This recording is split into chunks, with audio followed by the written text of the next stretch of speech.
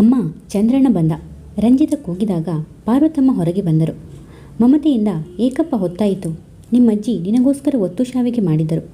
ಕಾಲು ತೊಳೆದುಕೊಂಡು ಬಾ, ತಿಂಡಿ ತಿನ್ನುವೆಯಂತೆ ಎಂದರು. ಒತ್ತು ಶಾವಿಗೆ ಇರಲಮ್ಮ. ಅಪ್ಪ ಇದ್ದರೆ ಕರಿ. ತಾತ ಎಲ್ಲಿ? ಅಜ್ಜಿನ್ನೂ ಬಾ ಅನ್ನು. ನಿಮಗೆಲ್ಲ ಒಂದು ಬೇಜಾರಿನ ಸುದ್ದಿ ಹೇಳಬೇಕು ಎಂದ.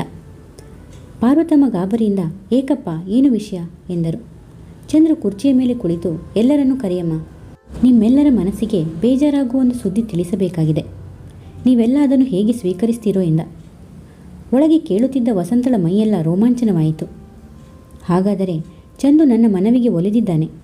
8 ದಿನದಿಂದ ಅವನೊಡನೆ ಮಾತು ಬಿಟ್ಟು ಸತ್ಯಾಗ್ರಹ ಹೂಡಿದ್ದು ಕಡೆಗೂ ಒಳ್ಳೆಯದಾಯಿತು.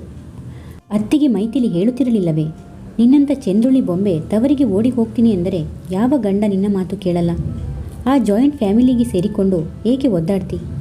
ತಿಂಗಳಿಗೆ 10,000ದವರೆಗೆ ಸಂಪಾದಿಸ್ತಾನೆ. ಇಲ್ಲಿ ಬಂದಿರಿ, ರಾಜ ರಾಣಿ ಹಾಗೆ ಇರಬಹುದು ಎಂದು ಹೇಳಿದ್ದರು. 3 ತಿಂಗಳಿಂದ ಜಗಳ ಮಾಡುತ್ತಿದ್ದೆ. ಈಗ 8 ದಿನದಿಂದ ಮಾತು ಬಿಟ್ಟು ಹಾಸಿಗೆ ಸತ್ಯಾಗ್ರಹ ಹೂಡಿ ಕೆಳಗೆ ಒಂದು ಚಾಪೆ ಹಾಕಿಕೊಂಡು ಮಲಗುತ್ತಿದ್ದೆ. ನಿನ್ನೆ ಅಂತೂ ಖಂಡ ತುಂಡವಾಗಿ ಹೇಳಿಬಿಟ್ಟಿದ್ದೆ. ನೋಡಿಂದ್ರೆ ತಿಂಗಳಿಗೆ 1,000 ಕೊಡ್ತೀನಿ. ಸ್ವಂತ ಮನೆ ಇದೆ, ಹೇಗಾದರೂ ಮಾಡ್ಕೊಳ್ಳಿ ಅಂತ ನಿಮ್ಮ ತಂದೆ ತಾಯಿಗೆ ಹೇಳಿಬಿಡಿ. ನಿಮ್ಮ ತಂದೆ ಇನ್ನೂ ಗಟ್ಟಿ ಮುಟ್ಟಾಗಿದ್ದಾರೆ. ಮನಸ್ಸು ಮಾಡಿದರೆ ಪ್ರೈವೇಟ್ ಸಂಸ್ಥೆಯಲ್ಲಿ ಅವರಿಗೆ ಕೆಲಸ ಸಿಕ್ಕುತ್ತೆ. ಜಯನಗರದಲ್ಲಿ ನಮ್ಮತ್ತಿಗೆ ಮನೆ ನೋಡಿದ್ದಾರೆ. ಫಸ್ಟ್ ಕ್ಲಾಸ್ ಬಂಗ್ಲೆ ಇದ್ದಾಗಿದೆ. ನನ್ನ ಪಾಲಿನ 50,000 ಆ ಮನೆಗೆ ಅಡ್ವಾನ್ಸ್ ಕೊಟ್ಟಿರೋದ್ರಿಂದ ತಿಂಗಳಿಗೆ 1,500 ರೂಪಾಯಿ ಬಾಡಿಗೆ ಅಷ್ಟೆ. Sitting room, drawing room, 2 bedroom, hall, dining table, kitchen, modern bathroom ಹೇಗಿದೆ ಗೊತ್ತಾ ಎಂದಳು. ಅವನೇನೂ ಮಾತಾಡಿರಲಿಲ್ಲ. ಮತ್ತೆ ಅವಳೇ, ನಾಳೆ 1ನೇ ತಾರೀಕು ಸಂಬಳ ತಗೊಂಡು ಬಂದು ಯಾವುದು ನೀವು ನಿರ್ಧರಿಸಿ.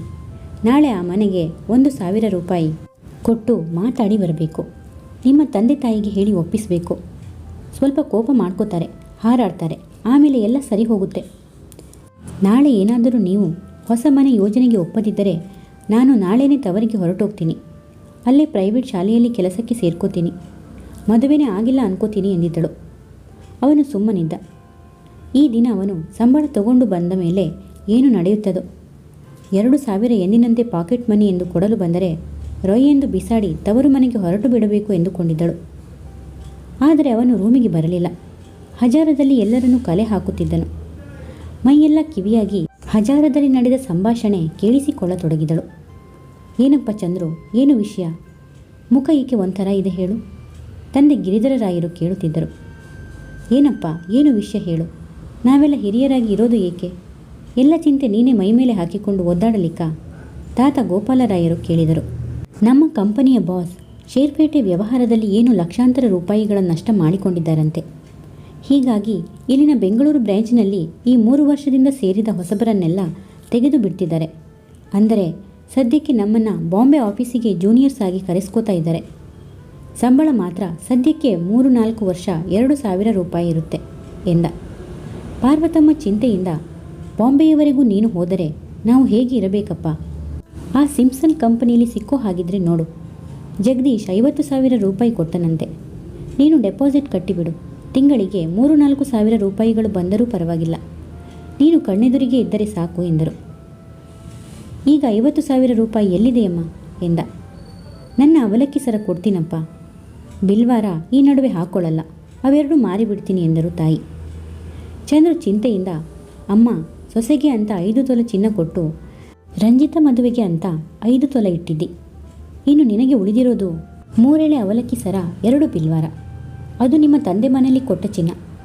ಎಲ್ಲ ನೀನು ನಮಗೆ ಕೊಟ್ಟರೆ ಎಂದು ಭಾರವಾದ ಸ್ವರದಲ್ಲಿ ನುಡಿದ. ನೋಡಪ್ಪ, ಅರಿಶಿನ ಕುಂಕುಮ ವಾಲೆ ಮಾಂಗಲ್ಯ ನನಗೆ ಮುಖ್ಯ. ನಾನು ಹೊರಗಿನ ಪ್ರಪಂಚ ಕಂಡೋಳಲ್ಲ. ನನ್ನ ಮನೆ ನನ್ನ ಪಾಲಿನ ಸ್ವರ್ಗ.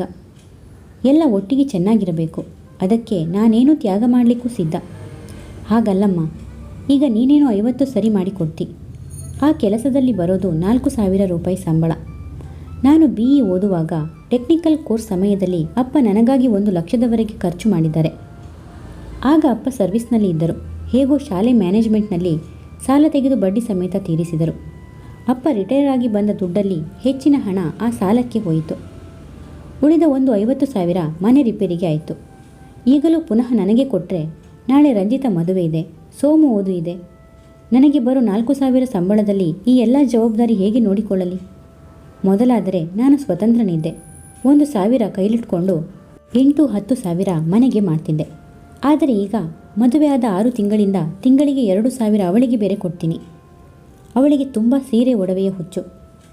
ಈಗ 4,000 ಬಂದರೆ ನನ್ನ ಖರ್ಚು ಅವಳ ಖರ್ಚು ಆಗಿ ಮನೆಗೆ 1,000 ಕೊಡಬಲ್ಲೆ. ಸೋಮು BE 2ನೇ ವರ್ಷದಲ್ಲಿದ್ದಾನೆ. ಸೋಮು ಓದಿನ ಗತಿ ಏನು? ರಂಜಿತ ಮದುವೆ ಗತಿ ಏನು? ತಾತ ಗೋಪಾಲರಾಯರು ಮಾತಾಡಿ, ಮನೆ ಒತ್ತೆ ಹಾಕಿ ಸ್ವಲ್ಪ ಹಣ ಸರಿ ಮಾಡಿ ಅವರಿಬ್ಬರ ವ್ಯವಸ್ಥೆ ನಾನು ನೋಡ್ಕೋತೀನಿ. ಮುಂದೆ ನೀವು ಗಂಡು ಮಕ್ಕಳು ಓದಿ ಕೆಲಸಕ್ಕೆ ಸೇರಿ ಬಿಡಿಸಿಕೊಳ್ತೀರಿ. ಸೋಮು ಬ್ರಿಲಿಯಂಟ್ ಸ್ಟೂಡೆಂಟ್ ಇದ್ದಾನೆ, ಅವನನ್ನು ಓದಿಸಲೇಬೇಕು ಎಂದರು. ತಂದೆ ಗಿರಿಧರ ರಾಯರು ಮಾತಾಡಿ, ಒಮ್ಮೆಲೆ ಮನೆ ಒತ್ತೆ ಹಾಕೋದು ಬೇಡ. ಈಗಿನ ಕಾಲದಲ್ಲಿ 100 ಕಾನೂನುಗಳಿವೆ. ನಾನು ವಿದ್ಯಾ ಇನ್ಸ್ಟಿಟ್ಯೂಟ್ನಲ್ಲಿ ಕೆಲಸಕ್ಕೆ ಸೇರ್ಕೋತೀನಿ. 500 ರೂಪಾಯಿ ಬಂದರೆ ಖರ್ಚಿಗೆ ಆಗುತ್ತೆ ಎಂದರು. ಒಂದಿಷ್ಟು ಟ್ಯೂಷನ್ ಇಟ್ಕೋತೀನಿ, ಸೋಮು ಖರ್ಚಿಗಾಗುತ್ತೆ ಎಂದರು. ಬಿಡುವಿನ ವೇಳೆಯಲ್ಲಿ ನಿಮ್ಮ ಜೊತೆ ನಾನು ಟ್ಯೂಷನ್ ಹೇಳ್ತೀನಿ ಅಪ್ಪ. ನನ್ನ ಓದಿನ ಚಿಂತೆ ಹೇಗೆ ಇರಲಿ, ಅಣ್ಣ ಬಾಂಬೆಯವರೆಗೆ ಹೋಗೋದು ಬೇಡ ಎಂದ. ಇಲ್ಲ, ಅಮ್ಮನ ಒಡವೆ ಮಾರಿ ಪುನಃ ಇಲ್ಲಿನ ಇನ್ನೊಂದು ಕಂಪನಿಲಿ ಕೆಲಸಕ್ಕೆ ಸೇರಿ ಇಲ್ಲಿರಲಾರೆ. ಸಮಯ ಅಂದರೆ ರಂಜಿತಗೆ ಒಳ್ಳೆಯ ವರ ಗೊತ್ತಾದರೆ ಅಮ್ಮನ ಒಡವೆ ಮಾರಲಿ. ನಾನಂತೂ ತಂಗಿ ಮದುವೆಗೆ 3 ಕಾಸು ಕೊಡಲಾರದ ಹಾಗೆ ಆದೆ. ಸದ್ಯಕ್ಕೆ ಬಾಂಬೆಗೆ ಹೋಗ್ತೀನಿ. ನನ್ನ ಮನಸ್ಸು ಚೆನ್ನಾಗಿಲ್ಲ. ದಯವಿಟ್ಟು ನನ್ನ ಯಾರೂ ತಡೆಯಬೇಡಿ ಎಂದ. ನಿನ್ನ ಮನಸ್ಸಿಗೆ ಹೇಗೆ ಶಾಂತಿ ಅನ್ನಿಸುತ್ತೋ ಹಾಗೆ ಮಾಡು.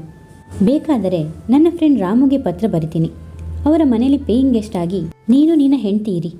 ಅಲ್ಲೇ ಒಂದು ಪುಟ್ಟ ಮನೆ ಮಾಡಿ ಸಂಸಾರ ಹೂಡಿ ಎಂದರು ತಂದೆ. ಇಲ್ಲಪ್ಪ, ಈ ಬರೋ 2,000 ರೂಪಾಯಿ ಸಂಬಳದಲ್ಲಿ ಅಲ್ಲಿ ನಾನು ಸಂಸಾರ ಹೂಡಲ್ಲ. ನಾನೊಬ್ಬನೇ ಹೋಗ್ತೀನಿ ಎಂದ. ಪಾರ್ವತಮ್ಮ ಹಂಬಲಿಸುವಂತೆ, ಹೊಸದಾಗಿ ಮದುವೆಯಾದ ಹುಡುಗ, ಇನ್ನೂ 6 ತಿಂಗಳಾಯಿತು ಮದುವೆಯಾಗಿ. ಆ ಹುಡುಗಿಗೂ 100 ಆಕಾಂಕ್ಷೆ ಇರುತ್ತೆ. ಒಂಟಿಯಾಗಿ ಹೇಗೆ ಇರ್ತಾಳೆ? ಕರ್ಕೊಂಡು ಹೋಗಪ್ಪ. ಕಷ್ಟ ಸುಖ ಏನೇ ಇರಲಿ ಗಂಡ ಹೆಂಡತಿ ಒಟ್ಟಿಗೆ ಇರಬೇಕು. 2 ವರ್ಷದಿಂದ ನೀನು ಕೊಟ್ಟ ದುಡ್ಡಲ್ಲಿ ಉಳಿಸಿದ್ದೀನಿ 6,000 ಇದೆ. ರಾಮು ಕಾಕ ಅಂತ ಲೆಕ್ಕಾಚಾರಸ್ಥರಲ್ಲ. ಈ ದುಡ್ಡು ಕೈಗೆ ಹಾಕಿ ತಿಂಗಳಿಗೆ 1,000 ಕೊಡು. ಅವರ ಮನೇಲಿ ಇಟ್ಕೋತಾರೆ. ಬೇರೆ ಮನೆ ಮಾಡೋ ತಂಟೆನೇ ಬೇಡ. ಅಲ್ಲೆಲ್ಲ ಪಗಡಿ ಅಂತ ಒಂದು ಸಣ್ಣ ರೂಮಿಗೂ 50,000 60,000 ಕೊಡಬೇಕಂತೆ ಎಂದರು. ಅಮ್ಮ, ಇಲ್ಲಿ ಇಂಥ ದೊಡ್ಡದಾದ ಮನೆ, ಪ್ರೈವೇಟ್ ರೂಮ್ ಎಲ್ಲ ಇದ್ದೇ ಅವಳ ಗೋಳು 100. ಕೂತ ಕಡೆ ರುಚಿಯಾದ ಊಟ ತಿಂಡಿ ಹಾಕ್ತಿ. ನಿನಗೆ ಭೂಮಿ ತೂಕದ ಸಹನೆ ಇದೆ. ಆದರೆ ಇನ್ನೊಬ್ಬರ ಮನೆಯಲ್ಲಿ ನಡೆಯುತ್ತಾ? ಅವರ ಮನೆ ಗುಬ್ಬಚ್ಚಿ ಗೂಡು ಇದ್ದಾಗಿದೆ. ಇವಳಿಗೆ ಹೊಂದಿಕೆ ಸ್ವಭಾವವೇ ಇಲ್ಲ. ಸದ್ಯಕ್ಕೆ ಅವಳು ಅವರ ಮನೆಗೆ ಹೋಗಿ ಇರಲಿ. ಅಲ್ಲೇನೋ ಕೆಲಸಕ್ಕೆ ಸೇರ್ತಾಳಂತೆ. ಅವಳ ಹಣೆ ಬರಹ ಏನಾದರೂ ಮಾಡಿಕೊಳ್ಳಲಿ. ಏನೋ ಅವಳ ಹಾಳು ಕಾಲ್ಗುಣವೋ. ವಿವಾಹವಾದ 6 ತಿಂಗಳಲ್ಲಿ ಹೀಗಾಯಿತು. ಎಂಥ ಒಳ್ಳೆ ಕಂಪನಿ, ಇದ್ದೂರಲ್ಲೇ ಕೆಲಸ. ಏನು ಅವಳ ದರಿದ್ರ ಕಾಲ್ಗುಣವೋ ಏನೋ ಎಂದ. ಪಾರ್ವತಮ್ಮ ನಯವಾಗಿ, ಹಾಗೆಲ್ಲ ಮಾತಾಡಬಾರದಪ್ಪ. ನೀನು ವಿದ್ಯಾವಂತ ವಿವೇಕಿಯಾಗಿ ಈ ಥರ ಮಾತಾಡಬೇಡ. ಪಾಪ ಆ ಮಗು ಏನು ಮಾಡ್ತಾಳೆ? ಮನುಷ್ಯನ ಜೀವನದಲ್ಲಿ ಏರಿಳಿತ ಅಂತ ಇರುತ್ತೆ ಎಂದರು. ಅಜ್ಜಿ ಅಚ್ಚಮ್ಮ ಸಂತೈಸಿ, ಏಳು ಚಂದ್ರು, ಕಾಲು ತೊಳೆದು ತಿಂಡಿಗೆ ಬಾ. ನಿನಗೆ ಇಷ್ಟ ಅಂತ ಒತ್ತು ಶಾವಿಗೆ ಮಾಡಿದ್ದೀನಿ. ಅಲ್ಲಿ ನಿನಗೆ ಆ ಬಾಂಬೆಲಿ ಒತ್ತು ಶಾವಿಗೆ ಯಾರು ಮಾಡಿಕೊಡಬೇಕು ಎಂದರು ಗಿರಿಧರ ರಾಯರು. ನಗ್ತಾ ನಗ್ತಾ ತಿಂಡಿ ತಿನ್ನು, ಎಲ್ಲ ಚಿಂತೆ ಬಿಟ್ಬಿಡು.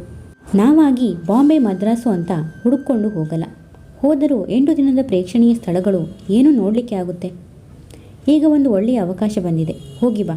ರ್ಯಾಂಕ್ ಸ್ಟೂಡೆಂಟ್ ಇದ್ದಿ, BE ಜೊತೆಗೆ ಒಳ್ಳೊಳ್ಳೆ ಕೋರ್ಸ್ ಮಾಡ್ಕೊಂಡಿದ್ದಿ. ವಿದ್ಯೆ ಇದ್ದೋರಿಗೆ ಒಳ್ಳೊಳ್ಳೆ ಅವಕಾಶಗಳು ಸಿಕ್ಕೇ ಸಿಕ್ಕುತ್ತೆ. ರಾಮುಗೂ ಒಳ್ಳೆ ಕೆಲಸ ಇದ್ದರೆ ನೋಡು ಅಂತ ಬರಿತೀನಿ. ಅವನಿಗೆ ಒಂದಲ್ಲ 100 ಜನದ ಗುರುತು ಇರುತ್ತೆ ಎಂದರು. ಎಲ್ಲರೂ ಊಟದ ಹಾಲಿಗೆ ಬಂದು ಕೂತಂತೆ ರಂಜಿತ ಚಾಪೆ ಹಾಕಿ ಅಗಲಗಲವಾದ ಸ್ಟೀಲ್ ತಟ್ಟೆ ಇಟ್ಟಳು. ನಗುತ್ತಾ ಕೆಲೆಯುತ್ತಾ ಏನೇನು ಮಾತಾಡುತ್ತಾ ಎಲ್ಲರೂ ತಿಂಡಿ ತಿನ್ನತೊಡಗಿದರು. ಬಿಸಿ ಬಿಸಿಯಾದ ಮೃದುವಾದ ಒತ್ತು ಶಾವಿಗೆ ಪಾರ್ವತಮ್ಮ ಮತ್ತೆ ಮತ್ತೆ ತಂದು ಹಾಕುತ್ತಿದ್ದಂತೆಯೇ ಅಚ್ಚಮ್ಮ ಕಾಸಿದ ತುಪ್ಪ, ಗಸಗಸೆ ಸೂಸಲು, ಕೊಬ್ಬರಿ ಸಕ್ಕರೆ ಬೆರೆಸಿದ ಹುರಿದ ಚಟ್ನಿ, ಖಾರದ ಪುಡಿ ಹಾಕತೊಡಗಿದರು. ಮುಂದುವರಿಯುವುದು. ಹೆಚ್ಚಿನ ವಿಡಿಯೋಗಳಿಗಾಗಿ ಪ್ಲೀಸ್ ಸಬ್ಸ್ಕ್ರೈಬ್ ಮಾಡಿ, ಲೈಕ್ ಮಾಡಿ, ಶೇರ್ ಮಾಡಿ, ಕಮೆಂಟ್ಸ್ ಮಾಡಿ ಮತ್ತು ಬೆಲ್ ಐಕಾನ್ ಕ್ಲಿಕ್ ಮಾಡಿ.